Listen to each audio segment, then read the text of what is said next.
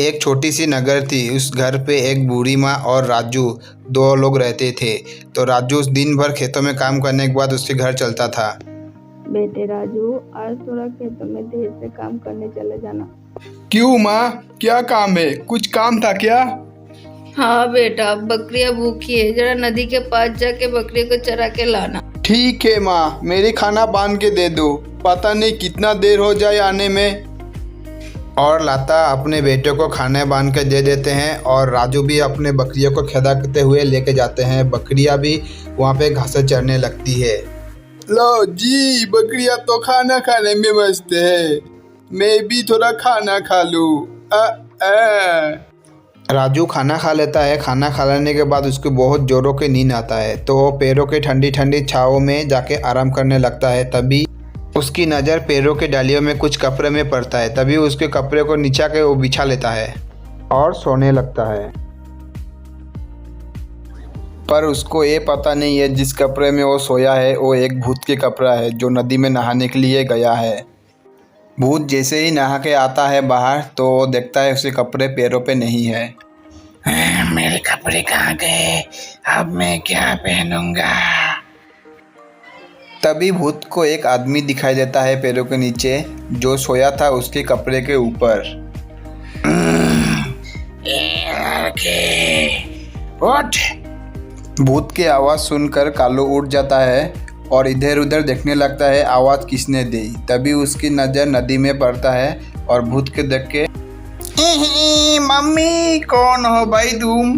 दिखाई नहीं देता क्या तुम्हें? मैं भूत हूँ। तुम मेरे कपड़े में बैठी हो। तुम भूत हो? कौन कहता है तुम भूत हो? देखने से तो नहीं लगता तुम भूत हो। तुम कोई गंदे सी आदमी लग रहे हो। भूत तो लग ही नहीं रही हो जरा सच भी।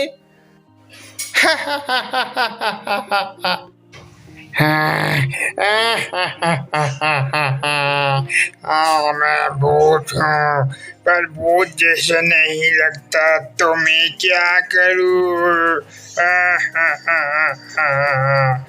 मैं सच में भूत हूँ। तो मान लिया तुम भूत हो, यहाँ पे आए कैसे? मैं यहाँ नहीं रहता, हमारे भूतों की भी एक दुनिया है। मैं रास्ते से इधर से जा रहा था तो नदी में ठंडे ठंडे पानी देख के मेरा नहाने का मन हुआ और मैं नहाने लग गया। और तुम जो बैठे हो उस कपड़े में, वो मेरा लंगोट है। मेरा लंगोट दोगे तो मैं आऊंगा ना बाहर। मैं तुम्हें लंगोट दूंगा और तुम बाहर आ जाओगे और बाहर आके तुम मुझे खा जाओगे। और मुझे खाने के बाद मेरे सारे बकरियों को भी खा जाओगे। यही ना?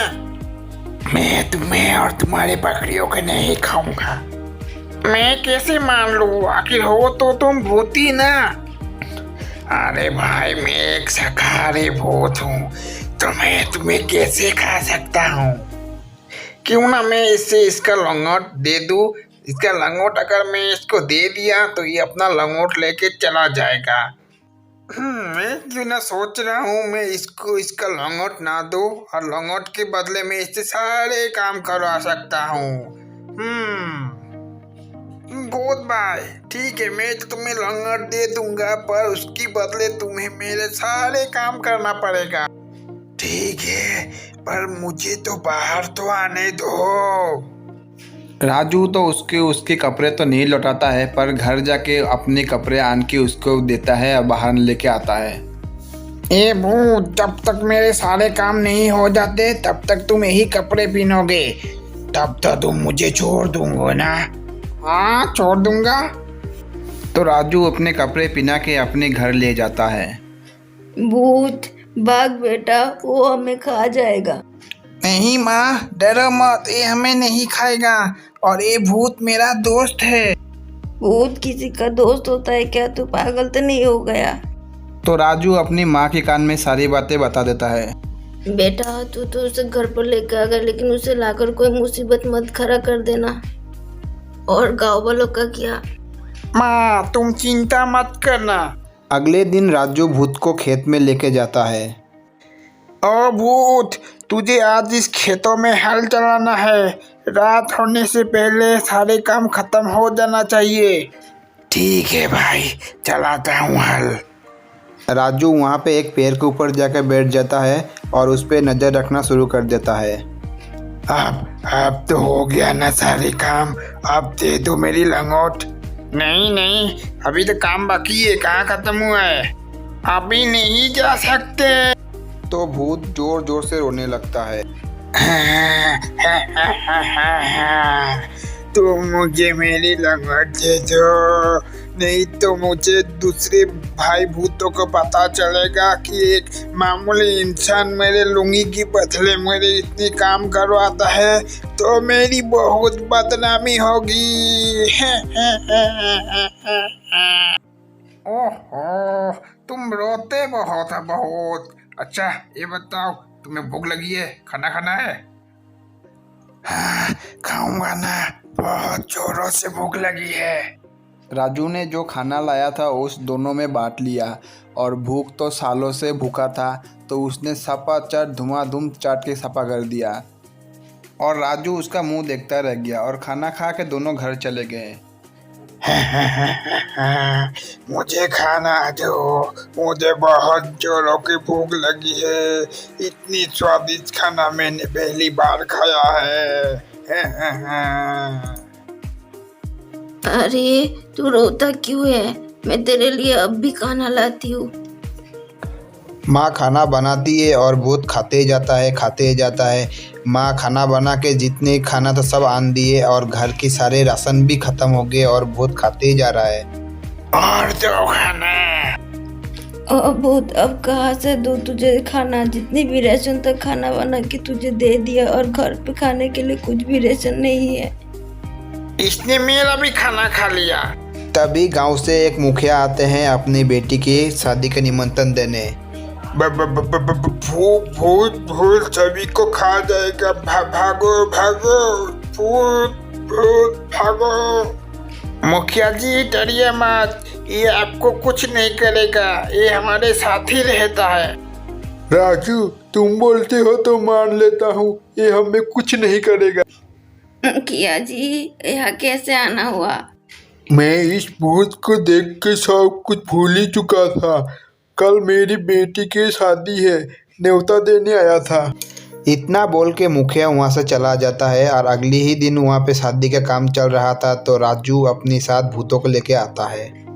भागो, ये गांव में भूत आया है, ये हमें खा जाएगा। रुको रुको सभी, ये भूत किसी को नहीं खाएगा।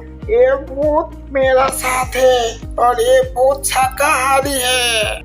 इतना बोलते ही सारे गांव वाले भूत की तरफ देखते हैं। अरे राजू भाई, भूत भी क्या शाकाहारी होते हैं? मजाक मत करो। मैं मजाक नहीं कर रहा हूँ, ये भूत हमारे साथ काफी दिनों से रहता है और हमें किसी को भी कुछ नहीं किया। भाइयों, मैं किसी को भी नहीं खाऊंगा, मैं ऐसा वाला भूत नहीं हूँ। कालू के पास मेरा लंगोट है, वो अगर मुझे लंगोट दे देगा तो मैं अभी यहाँ से चला जाऊंगा। मोट वाले बात पर गांव वाले जोर जोर से हंसने लगते हैं। मतलब तुम भूत बिना लंगोट के घूम रहे हो। फिर सभी हंसने लगते हैं और इधर गांव वाले बातें करने में व्यस्त रहते हैं और इधर भूत को खाने के खुशबू मिलते हैं तो वो चला जाता है।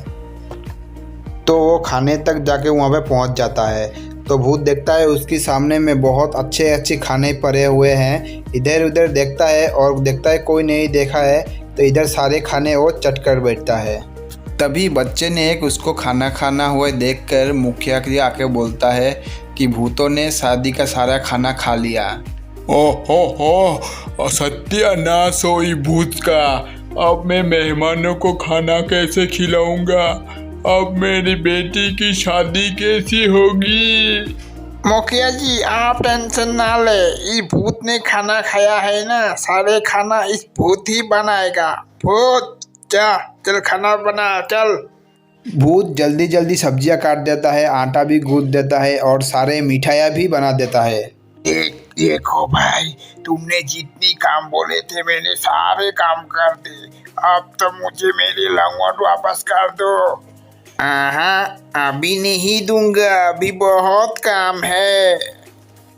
भूत फिर से जोर जोर से रोने लगता है। मेरी लंगोट दे दो ना, मेरी लंगोट दे दो। भूत के रोते हुए देख के बच्चे लोग ने देखा भूत रो रहा है, तो बच्चे लोग का बहुत हंसी छूटा और इधर फिर भूत का भी भूख धीरे धीरे बढ़ते गया और गांव वाले को खाना चुरा के खाते ही गया। बहुत सत्यानाश हो तेरा, सारा खाना खा लिया, अब मेरा बीबी बच्चे क्या खाएंगे। उसकी आवाज़ सुन के सारे गांव वाले इकट्ठे हो जाते हैं। हाँ भाई, ऐसे मेरे घर का भी सारे खाना खा गया है ये भूत। हाँ भाई, अगर ये ऐसे ही सारे खाने खाते रहा तो हम और हमारे बच्चे क्या खाएंगे, कुछ तो करना पड़ेगा।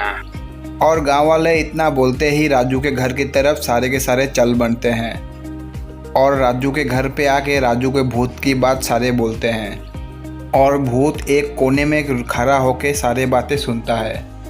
इस भूत ने सारे गांव वालों के परेशान कर बैठे हैं। सारे घर में जाके सारे घर के लोगों के खाने चुरा चुरा के खा लेते हैं। अगर ऐसे ही चलता रहा ना तो हम सारे गांव वाले भूखे ही मर जाएंगे। तभी भूत बोलता है, मुझे भूख बहुत ही लगी थी और पता नहीं मैं जितना भी खाता हूँ मेरा पेट क्यों नहीं भरता। राजू, मैंने तुझे पहले ही बोल दिया था, इसे लाकर कोई मुसीबत खड़ा मत कर देना। अभी देख, सारे गांव वालों को ही मुसीबत में खड़ा कर दिया। देख भूत, तेरे लिए तो मैं अपने गांव वालों को मुसीबत में नहीं डाल सकता। ये गांव वाले मेरी परिवार है, इसलिए ये लौंगट ले और तू यहाँ से चलता बन।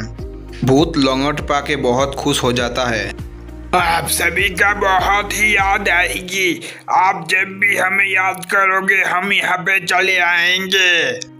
अरे नहीं नहीं, हम तुम्हें कभी भी याद नहीं करेंगे। तू ये लंगोट ले और जा। और इस गांव की तरफ कभी भी मुड़ के मत देखना। जा भाई।